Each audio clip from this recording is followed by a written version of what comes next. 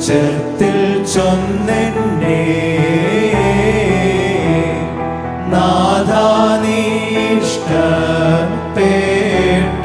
മാലിന്യം നീക്കി കാക്കാം. കരുണക്കടലവനെ തോട്ടു കുഷ്ഠം പാടെ വിട്ടോടി.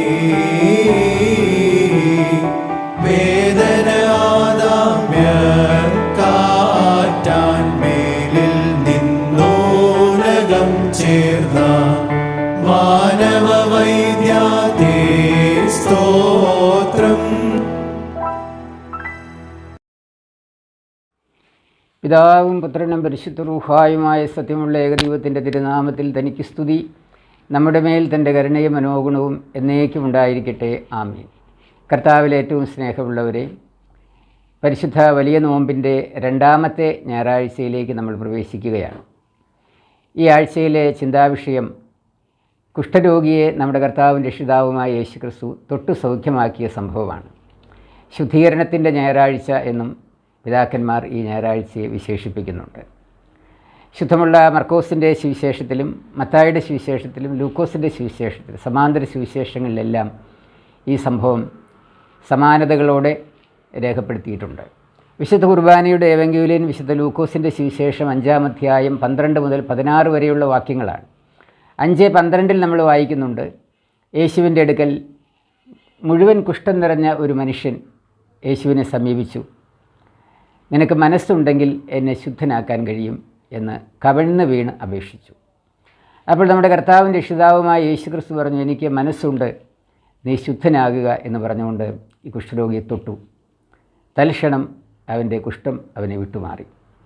ഇതാണ് ഇന്നത്തെ ഏവങ്കേലിയൻ ഭാഗമായിട്ട്, വിശുദ്ധ കുർബാനയുടെ ഏവങ്കേലിയൻ ഭാഗമായിട്ട് വായിക്കുന്നത്. പ്രിയമുള്ളവരെ, ഇതാ പഴയ നിയമ പശ്ചാത്തലമാണ് രംഗമെന്ന് നമുക്കറിയാം. അവിടെ ലേവ്യ പുസ്തകം 13-ാം അധ്യായം അതിൻ്റെ 45-ാമത്തെ വാക്യത്തിൽ നമ്മൾ വായിക്കുന്നുണ്ട്, കുഷ്ഠരോഗമുള്ളവൻ കീറിയ വസ്ത്രം ധരിക്കുകയും മുടി ചീകാതിരിക്കുകയും മേൽച്ചുണ്ട് തുണി കൊണ്ട് മറയ്ക്കുകയും അശുദ്ധൻ അശുദ്ധനെന്ന് വിളിച്ചു പറയുകയും വേണം. രോഗമുള്ള കാലമെല്ലാം അവൻ അശുദ്ധനാണ്. അവൻ പാളയത്തിന് വെളിയിൽ ഒരു പാർപ്പിടത്തിൽ ഏകനായി വസിക്കണം. ലേവ്യർ 13:45. അതുകൊണ്ട് ഈ കുഷ്ഠരോഗി എല്ലാവരാലും തിരസ്കരിക്കപ്പെട്ട ഒരു മനുഷ്യനായിരുന്നു.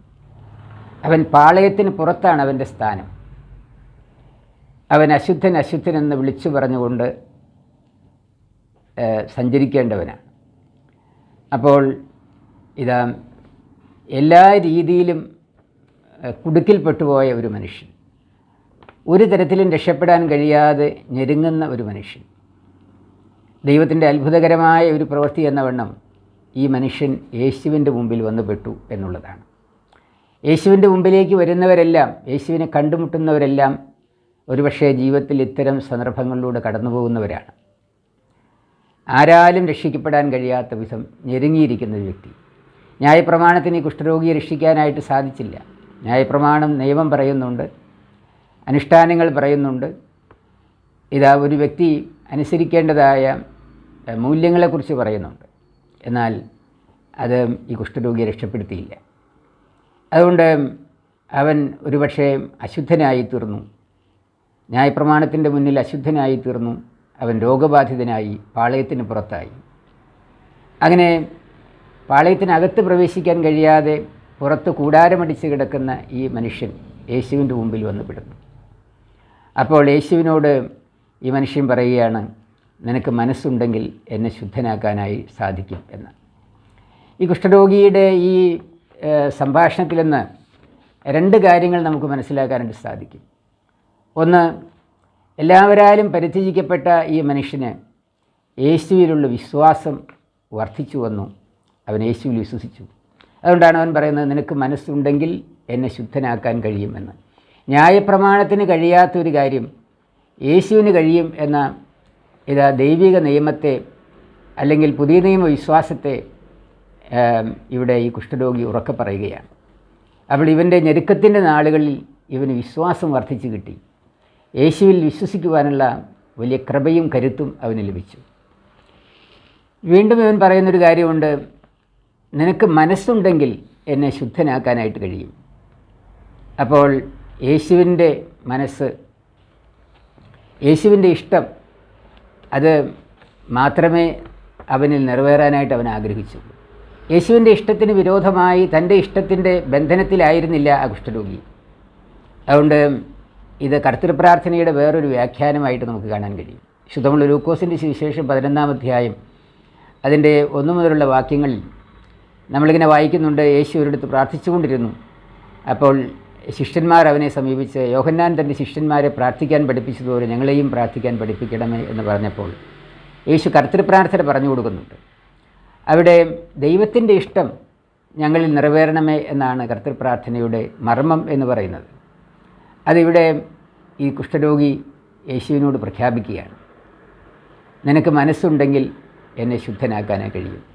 വീണ്ടും നമുക്ക് കാണാൻ കഴിയുന്ന മറ്റൊരു സവിശേഷത, ഈ കുഷ്ഠരോഗിക്ക് തനിയെ അറിയാമായിരുന്നു തൻ്റെ രോഗം അത് അശുദ്ധിയുടെ ഫലമായിട്ടുണ്ടായതാണ് എന്ന്. രോഗം മാറുക എന്നായിരുന്നില്ല കുഷ്ഠരോഗിയുടെ അഭ്യർത്ഥന അല്ലെങ്കിൽ അപേക്ഷ, എന്നെ ശുദ്ധനാക്കണമേ എന്നായിരുന്നു. അശുദ്ധിയും രോഗവും തമ്മിൽ പഴയ നിയമത്തിൽ ന്യായപ്രമാണത്തിൽ വലിയ ബന്ധമുണ്ട്. അതുകൊണ്ട് അവന് ഉറച്ച ബോധ്യമുണ്ടായിരുന്നു താൻ ശുദ്ധീകരിക്കപ്പെട്ടാൽ തന്നിൽ നിന്ന് കുഷ്ഠം വിട്ടുപോകും എന്ന്. പക്ഷേ ഈ ശുദ്ധീകരണം പ്രാപിക്കാനായിട്ട് ന്യായപ്രമാണം അവനെ സഹായിച്ചില്ല. ന്യായപ്രമാണത്തിൽ ശുദ്ധീകരണ നിയമങ്ങൾ പറയുന്നുണ്ട്. എന്നാൽ ആ നിയമങ്ങളുടെ പുറത്ത് അവൻ രോഗിയായി അശുദ്ധനായി പ്രഖ്യാപിക്കപ്പെട്ടു, പുറന്തള്ളപ്പെട്ടു, പാളയത്തിന് പുറത്തേക്ക് മാറി. അപ്പോൾ അവനെ രക്ഷിക്കാനായിട്ട് ഇനിയും യേശുവിന് മാത്രമേ കഴിയുള്ളൂ. ഒരുപക്ഷേ കർത്താവിൻ്റെ രക്ഷിതാവുമായ യേശു ക്രിസ്തു ഈ ഭൂമിയിലേക്ക് വന്നത് ന്യായപ്രമാണത്തിന് സാധിക്കാത്ത ശുദ്ധീകരണത്തെ മാനവരാശിക്ക് പ്രദാനം ചെയ്യാൻ വേണ്ടിയാണ്. വീണ്ടും യേശുവിൻ്റെ പ്രതികരണത്തിലേക്കാണ് നമ്മൾ ഇനി പ്രവേശിക്കുക. യേശു 2 കാര്യങ്ങൾ ശുദ്ധീകരിക്കപ്പെട്ട കുഷ്ഠരോഗിയോട് പറയുന്നുണ്ട്. ഒന്നാമത്തെ കാര്യം, നീ ഇതാരോടും പറയരുത്. രണ്ടാമത്തെ കാര്യം, ഈ ശുദ്ധീകരണത്തിൻ്റെ അനുഭവം നിന്നെ തന്നെ പുരോഹിതന്മാർക്ക് കാണിച്ചു കൊടുക്കുകയും മോശയുടെ ന്യായപ്രമാണം അനുസരിക്കുന്ന പ്രകാരമുള്ള വഴിപാടുകൾ അർപ്പിക്കുകയും ചെയ്യുക എന്നാണ്. അപ്പോൾ അതിൽ നമുക്ക് മനസ്സിലാക്കാൻ കഴിയും, കർത്താവിൻ്റെ രക്ഷിതാവുമായ യേശു ക്രിസ്തു ന്യായപ്രമാണത്തെ നീക്കുവാനല്ല, അതിനെ പൂർത്തീകരിക്കുവാനാണ് വന്നത്. പഴയ നിയമ പൗരോഹിത്യത്തെയോ മോശയുടെ ന്യായപ്രമാണത്തെയോ യേശു ഒരിക്കലും തള്ളിപ്പറയുന്നില്ല. എന്നാൽ ന്യായപ്രമാണത്തിന് കഴിയാത്ത ഒരു ശുദ്ധീകരണത്തിൻ്റെ അനുഭവം ഈ കുഷ്ഠരോഗിക്ക് നൽകുക മാത്രമാണ് ചെയ്തത്. ശുദ്ധീകരിക്കപ്പെട്ട കുഷ്ഠരോഗിയോട് അല്ലെങ്കിൽ കുഷ്ഠം വിട്ടുമാറിയ ആ മനുഷ്യനോട് യേശു പറഞ്ഞു, നീ പുരോഹിതൻ്റെ അടുക്കിലേക്ക് പോകുക, നീ മറ്റാരോടും പറയരുത്. പുരോഹിതൻ്റെ അടുക്കൽ ചെന്ന് ഇതാ ശുദ്ധീകരണത്തിൻ്റെ വഴിപാട് അർപ്പിക്കുക.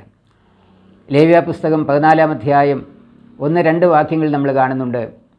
കുഷ്ഠരോഗം വിട്ടുമാറിയ ഒരു മനുഷ്യൻ പുരോഹിതനെ കാണാനായിട്ട് ചെല്ലുമ്പോൾ പാളയത്തിനകത്തേക്ക് വരാൻ പാടില്ല, പാളയത്തിന് പുറത്ത് കാത്തു നിൽക്കണം. പുരോഹിതൻ പാളയത്തിന് പുറത്തു വന്ന് ഈ മനുഷ്യനെ പരിശോധിച്ച് അവന് ശുദ്ധീകരിക്കപ്പെട്ടു എന്ന് ഉറപ്പുവരുത്തുമ്പോൾ അവനെ പാളയത്തിലേക്ക് കൂട്ടിക്കൊണ്ടുപോയി വഴിപാടുകൾ അർപ്പിക്കാനായിട്ട് അവന് അനുവാദം കൊടുക്കുന്നു.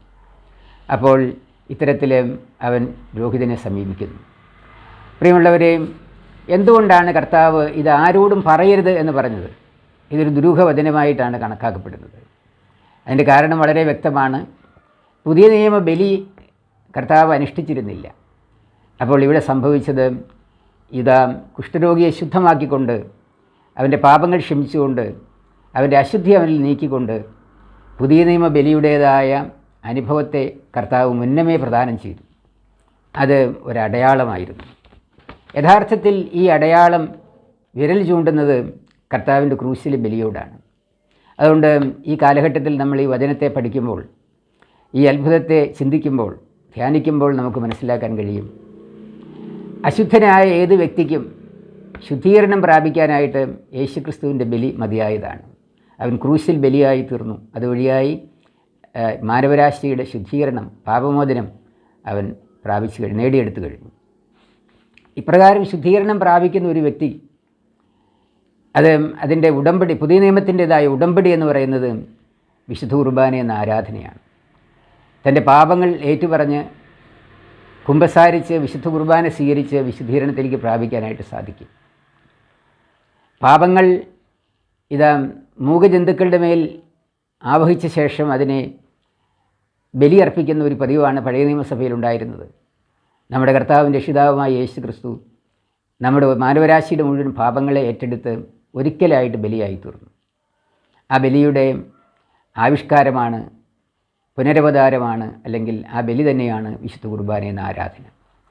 ഇന്ന് വിശുദ്ധ കുർബാനയെ സമീപിക്കുന്ന ഒരു വ്യക്തിക്ക് കുമ്പസാരമെന്ന കുദാശയിലൂടെ പാപങ്ങൾ ഏറ്റുപറഞ്ഞ് അത് കർത്താവിൻ്റെ പ്രതിപുരുഷനായിരിക്കുന്ന പുതിയ നിയമ പുരോഹിതൻ അത് ഏറ്റെടുത്ത് കർത്താവിൻ്റെ ക്രൂശിലേക്ക് സമർപ്പിക്കുകയാണ് ചെയ്യുന്നത്. കുരിശിൻ ചുവട്ടിലേക്ക് അവയെ സമർപ്പിച്ച് പാപമോചനം പ്രഖ്യാപിക്കുന്നു. ആ വ്യക്തി വിശുദ്ധ കുർബാന അനുഭവിച്ച് ബലിയുടെ യോഗ്യതയിൽ ബലിജീവിതത്തിൽ വളരേണ്ടതായിട്ടുണ്ട്. അങ്ങനെ പുതിയ നിയമ ഉടമ്പടിയെ പൂർത്തിയാക്കേണ്ടതായിട്ടുണ്ട്. താനിനി പാപം ചെയ്യുകയില്ല എന്ന പ്രതിജ്ഞ എടുത്തുകൊണ്ട് കർത്താവിൻ്റെ ക്രൂശുമരണത്തിൻ്റെ യോഗ്യത കൊണ്ട്, തിരുരക്തത്തിൻ്റെ അഭിഷേകം കൊണ്ട്, വചനത്തിൻ്റെ അഭിഷേകം കൊണ്ട് അവൻ നിറയപ്പെടേണ്ടതായിട്ടുണ്ട്.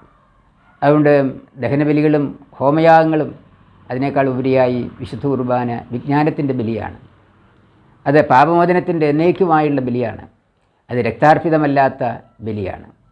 കർത്താവിൻ്റെ രക്ഷിതാവുമായ യേശു ക്രിസ്തു രക്താർപ്പിതമായ ബലി കാൽവരിയിൽ ഒരിക്കലായിട്ട് പൂർത്തിയാക്കി. ആ ബലിയുടെ യോഗ്യത രക്താർപ്പിതമല്ലാത്ത വിശുദ്ധ കുർബാന എന്ന ആരാധനയിലൂടെ സംലഭ്യമാക്കിയിരിക്കുകയാണ് നമ്മുടെ കർത്താവിൻ്റെ രക്ഷിതാവുമായ യേശു ക്രിസ്തു. യേശു ക്രിസ്തുവിൻ്റെ ഉന്നതമായ ദാനം എന്ന് പറയുന്ന ഇതാണ്. അതുകൊണ്ട് യേശു ക്രിസ്തുവിനെ സമീപിക്കുന്ന എല്ലാവർക്കും ഈ പുതിയ നിയമസഭയിൽ ഈ കാലഘട്ടത്തിൽ നോമ്പിലൂടെ നമ്മുടെ കർത്താവിനെ സമീപിക്കാൻ ആഗ്രഹിക്കുന്ന ഓരോ വ്യക്തിയുടെയും ജീവിതത്തിൽ സംഭവിക്കേണ്ട കാര്യം അവനെ തന്നെ ശുദ്ധീകരിക്കുന്നു എന്നുള്ളതാണ്. വിശുദ്ധീകരണത്തിൻ്റെ ബലിപീഠമായ വിശുദ്ധ കുർബാനയിലേക്കാണ് ഒരു പുതിയ നിയമ വിശ്വാസി വിളിക്കപ്പെട്ടിരിക്കുന്നത്. വിശുദ്ധീകരണത്തിന് വചനത്തിലൂടെയുള്ള കഴുകൽ ആവശ്യമാണ്. പരിശുദ്ധാത്മാവിൻ്റെ അഭിഷേകം ആവശ്യമാണ്. കർത്താവിൻ്റെ തിരുശരീരക്തങ്ങളുടെ അനുഭവമാകുന്ന വിശുദ്ധ കുർബാന എന്ന ബലി ആവശ്യമാണ്. ഇങ്ങനെ മാത്രമേ വിശുദ്ധീകരണത്തിൻ്റെ പുതിയ നിയമ ഉടമ്പടിയെ പൂർത്തിയാക്കാനായിട്ട് നമുക്ക് സാധിക്കുകയുള്ളൂ. പാളയത്തിനകത്തേക്ക് പ്രവേശനം ലഭിക്കുക ശുദ്ധീകരണം പ്രാപിച്ചവർക്ക് മാത്രമാണ്. അതുകൊണ്ടാണ് വിശുദ്ധ കുർബാനയുടെ ആരാധനയിൽ പുരോഹിതൻ പറയുന്നുണ്ട്, വിശുദ്ധിയുള്ളവർക്കും വെടിപ്പുള്ളവർക്കും ഈ രഹസ്യങ്ങളെ നൽകുന്നു എന്ന്. വെടിപ്പോടും വിശുദ്ധിയോടും കൂടി ആരാധനയെ സംബന്ധിക്കുവാനുള്ള ഒരു വാർഷിക ഒരുക്കമാണ് എല്ലാ വർഷവുമുള്ള നോമ്പാചരണം. 40 ദിവസത്തെ നോമ്പെടുത്തുകൊണ്ട് ഒരു വർഷത്തെ വിശുദ്ധ കുർബാന എന്ന ബലിയിലുള്ള പങ്കാളിത്തത്തിൻ്റെ ആ വിശുദ്ധീകരണത്തെ അധിക വിശുദ്ധീകരണത്തിനായിട്ട് നമ്മൾ ഈ 40 ദിവസത്തെ 40 നോമ്പ് വലിയ നോമ്പിനെ ക്രമീകരിച്ചിരിക്കുകയാണ് പിതാക്കന്മാർ. എല്ലാ വിശുദ്ധ കുർബാനയിലും നമുക്ക് ഒരുക്കം ആവശ്യമുണ്ട്. എന്നാൽ കൂടുതലായി വർഷത്തിലൊരിക്കൽ നമ്മൾ വീണ്ടും ഒരുങ്ങുകയാണ്. പ്രിയമുള്ളവരെയും ശുദ്ധീകരണത്തിൻ്റെ ഈ ഞായറാഴ്ചയിൽ വായിക്കപ്പെടുന്ന പഴയ നിയമത്തിലെ ഒരു ഭാഗം കൂടി ചിന്തിച്ചുകൊണ്ട് നമുക്ക് ഈ ചിന്തകൾ അവസാനിപ്പിക്കാം. ഉൽപ്പത്തി പുസ്തകത്തിലെ നോഹയുടെ പെട്ടകത്തെക്കുറിച്ചുള്ള ഭാഗമാണ് പഴയ നിയമ വായനയിൽ നമ്മൾ കാണുന്നത്.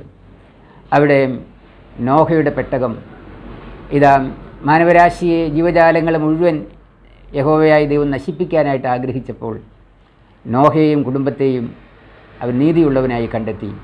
അവനോട് പെട്ടകം പണിയാനായിട്ട് ആവശ്യപ്പെട്ടു. ആ പെട്ടകത്തിലേക്ക് നോഹയെയും മക്കളെയും, നോഹയുടെ മക്കളുടെ ഭാര്യമാരെയും നോഹയുടെ ഭാര്യയെയും, അങ്ങനെ 2 ഗണങ്ങളായിട്ട് പെട്ടകത്തിനകത്തേക്ക് പ്രവേശിപ്പിക്കുകയും ആ പെട്ടകത്തിലൂടെ അവരെ രക്ഷിക്കുകയും ചെയ്തു. പ്രിയമുള്ളവരെയും ഈ പെട്ടകം എന്ന് പറയുന്നത് പുതിയ നിയമസഭയാണ്. ഈ സഭയ്ക്കകത്തേക്കാണ് നമുക്ക് പ്രവേശിക്കാനുള്ളത്.